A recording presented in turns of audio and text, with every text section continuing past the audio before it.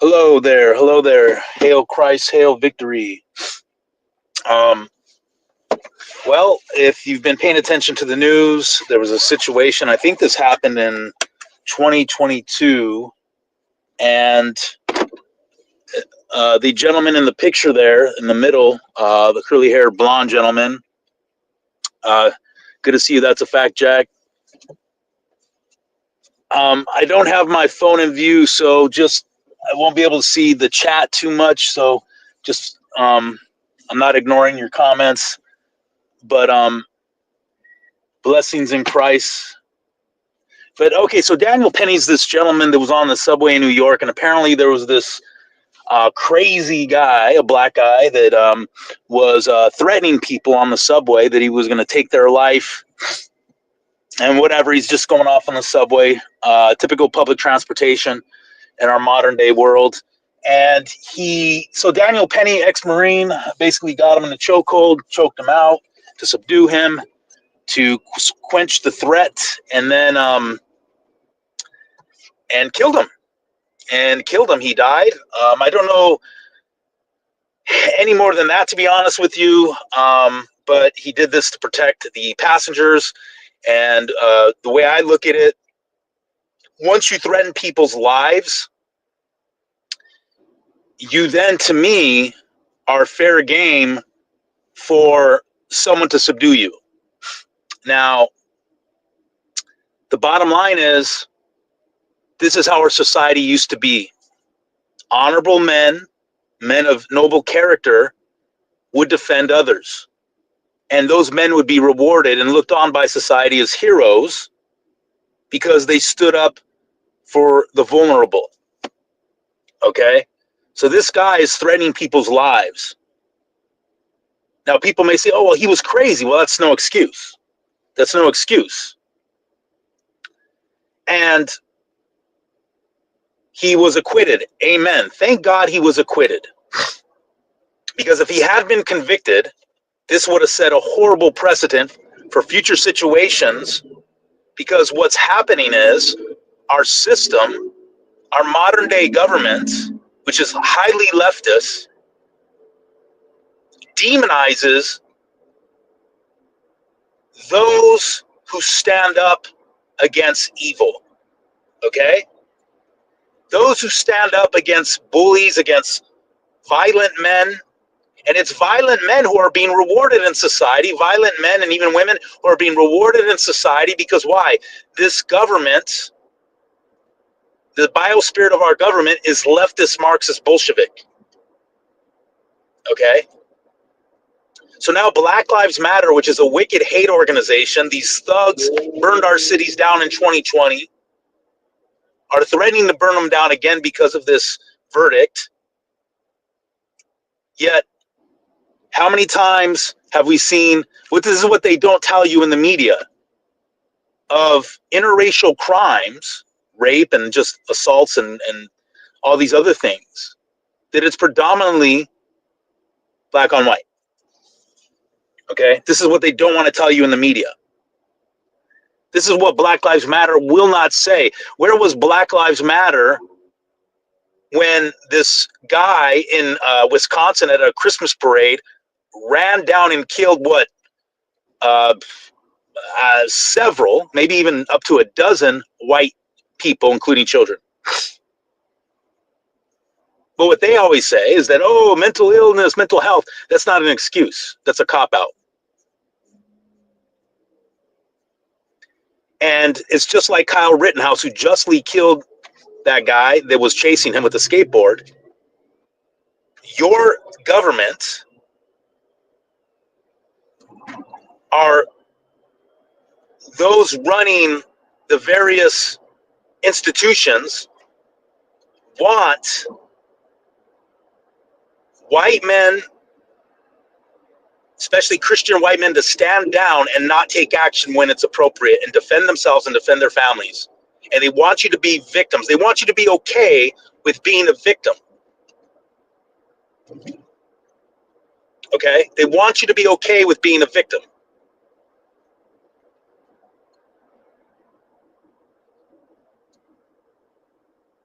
That's what they want. By the way, if you want to comment, go ahead and comment. I could kind of view it here and there. My phone's I adjusted my phone in a place where I can see it better.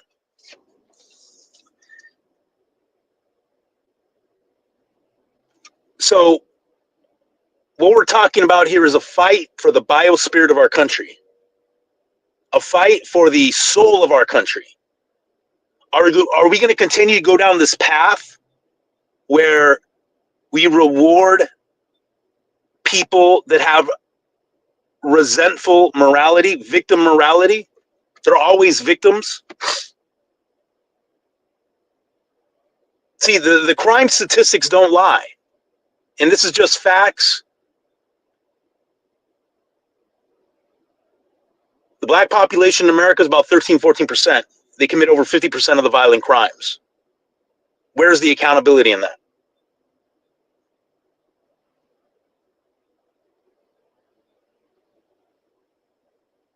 And what happened in New York is someone decided they weren't going to take it. They were going to protect people. And this is not in a healthy society, someone going off on public transportation, you should feel safe taking public transportation.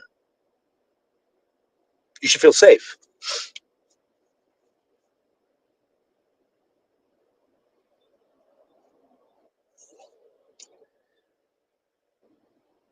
And so someone decided to say, hey, this is not good. This guy's threatening people.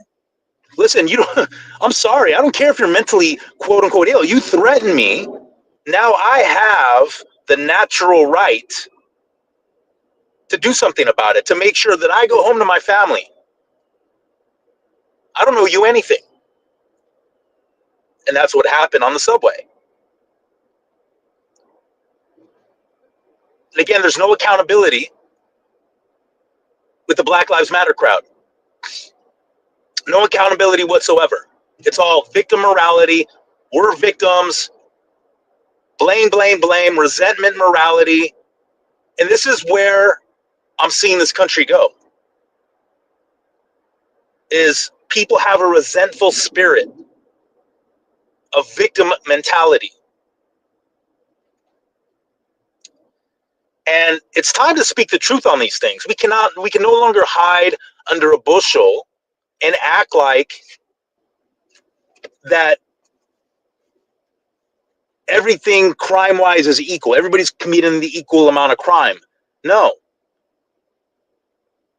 It needs to be identified, the statistics, to shut these people up and recognize they need to clean up their own backyard first.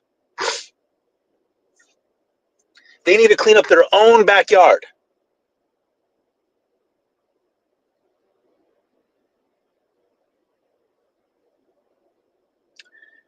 Daniel Penny's a hero. This is what men used to do. I remember when I was a kid, we went to SeaWorld in San Diego, and there was this man who stood up and was heckling the divers, interrupting the show. My dad got up and grabbed him by the arm and told him to sit down. He pulled his arm away from my dad and went down to the pool where the divers were diving, and it was part of the show. It ended up being part of the show. And my dad apologized to him after. It was funny. But my point is that that's how men used to be. They used to be not afraid to stand up and intervene in a situation that they thought was unjust or inappropriate. And increasingly, we're in a society where they're normalizing and even celebrating acting like a thug. And men who stand up and are against it are labeled racist. And there's got to be a point. Exactly. That's a fact, Jack. Or should I say, the Donald. You got to get it in line, Donald. Come on. You got 4 years to get this situation taken care of. But I'm down. I'm supporting you.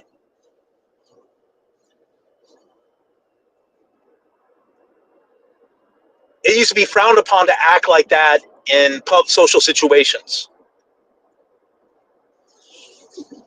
But Now, if righteous men do something about it, they're labeled racist and all that stuff. And so my point is, for honorable men, don't worry about the labels. Let them call you a racist. That accusation, that labels become so weak, it doesn't mean anything anymore. In fact, if you're called a racist, it's probably a good thing. It means you're not a simp. You're not a simp for black people. And I'm sorry, black people are no better than nobody else. People got to stop bowing down to them and hold them accountable. And this is just real talk from a real person.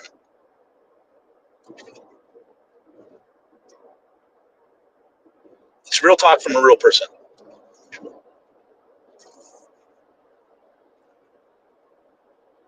That's right, Don. I got your back. Now, there are righteous black men that are against this racialization of society in terms of they're victims for everything. They want black men to stand up and be fathers and be good husbands, right? But the problem is there's not enough of them in their community to tell them, hey, your worst oppressor is looking at you in the mirror. See, in that community, victim morality is very strong. Victim, victim, victim, victim, victim. Resentful morality is very strong. Resentment, resentment, resentment. And they can't take accountability for their own actions as a collective. And so you can go to every major city, St. Louis, Chicago, Memphis, Baltimore, Newark, New Jersey, New York City, Los Angeles, and you see the devastation of the inner city, of the cities. Once beautiful cities, Milwaukee, Minneapolis, St. Paul, are now have large portions of their cities that are run down in ghettos. And what is that? That has nothing to do with poverty. Let's be real. Very few people in America live in what we would call poverty. Jobs are plenty to at least where, you can make a decent living where you're not in poverty. You may not be able to live the way people used to live 40, 50 years ago, but you can at least live a decent life. And it still doesn't prevent you from keeping your community clean, not selling drugs, not gang banging. So what Black Lives Matter should do is focus more on the gang killings in Chicago, right? And all these other inner city problems that they've caused in their communities. They're responsible for. Nobody else is. No white man is. They are. Everybody's responsible for their own self, their family, and their community.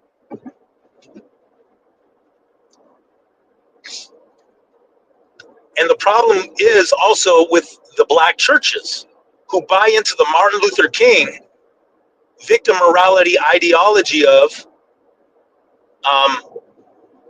what is it called? It's called liberation theology. Instead of staying with traditional Christianity, which teaches you to take personal responsibility for your actions. That's what real Christianity teaches you. It doesn't allow you to be a victim and to carry resentment towards, a system. Right? Because as much as I don't like the modern day system we're in, I'm not going to go out and start committing crimes and blame them. That's where he showed resentment. It's like this guy, Louis Mangione. Okay? This guy who killed that healthcare worker. I can't believe people on the right are actually celebrating that. That guy who killed that healthcare worker is the epitome of the weak modern man, the leftist, liberal, libertarian, centrist, weak modern man that doesn't have the will to power to live his life and instead blames other people for his circumstances and thinks he's going to be a hero by killing a CEO. That's total Bolshevik Marxist ideology going to kill businessmen. That's not right wing. That's not nationalistic. That's not being based. That's being a liberal Marxist weak cuck. Resentment morality.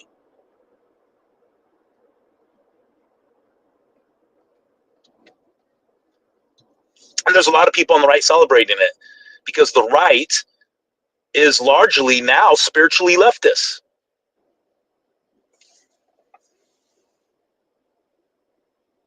Yeah, exactly, Donald. Exactly. And to me, this is the thing. Take listen, people get sick. I understand that, but largely you got to take responsibility for your own health and never be in a situation where you're putting your life and health in the hands of the hospitals, healthcare workers. And then by the way, we do know that it's natural to die. Okay? People are going to die in this life. Okay? And the healthcare system is not far from perfect. But listen, if people are celebrating the death of this healthcare CEO, then you can't complain when someone goes after you or me because we probably work in industries that aren't morally perfect either. Anybody working in the legal field, anybody working in banking. I mean, where does it end where we can justify these things? And it's total, I don't agree with that Robin Hood mentality of stealing from the rich and giving to the poor. The rich are rich because they largely, not all the time, but a lot of them have earned it. A lot of them are born into it. Nothing wrong with being born into it. It's just this, that having this resentment towards rich people is totally leftist. It's totally Marxist. Yeah, it wasn't right, Donald Trump. Wasn't right. But, a lot of right-wing people are just becoming leftists. And I believe in, that's why I don't believe in this like extreme right-wing ideology because it's just leftist. I don't believe in conservatism because it's just basically liberalism. I'm a traditionalist. Big difference. If you're a traditionalist, that means you operate by the spirit, the soul of chivalry and nobility. And it is not right to do these type of things. Now, I'm not against fighting. I'm not against defense, and even I'm not anti-war. I believe in war in certain situations. But these type of things are vigilantism. Vigilantism is not right wing. It's not noble. Vigilantism, I probably said it wrong, is leftist. That's Marxist ideology. Revolution is not, the revolutionary spirit is not right wing. It's leftist. And at the end of the day, what I tell people, take your health in your own hands, rely as least as you can on the government. Obviously, let's be real, there's nothing wrong with government. Government is there for a reason, but try to rely on it as least as you can so you're not in these situations where you're depending on something from them. And we're all meant to die at some point. And that's the problem is, so getting back to Daniel Penny, again, what Daniel Penny did if he did this in the 1980s, let's go back to the 80s, he would have been a hero.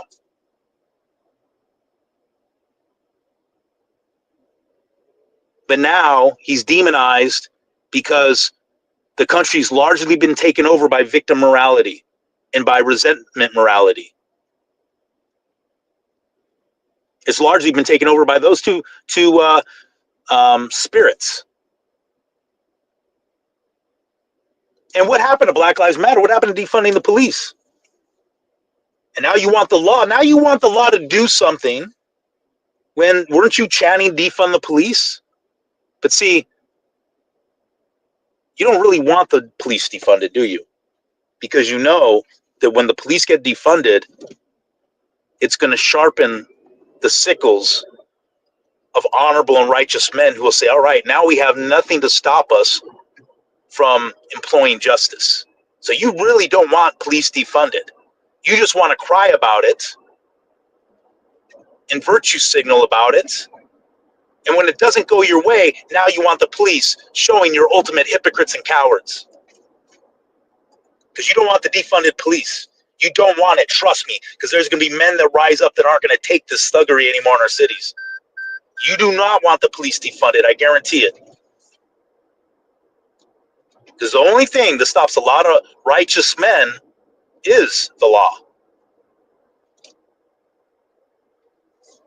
Because righteous men believe in obeying the law. You don't want that police defunded. Trust me, you don't want it, Black Lives Matter.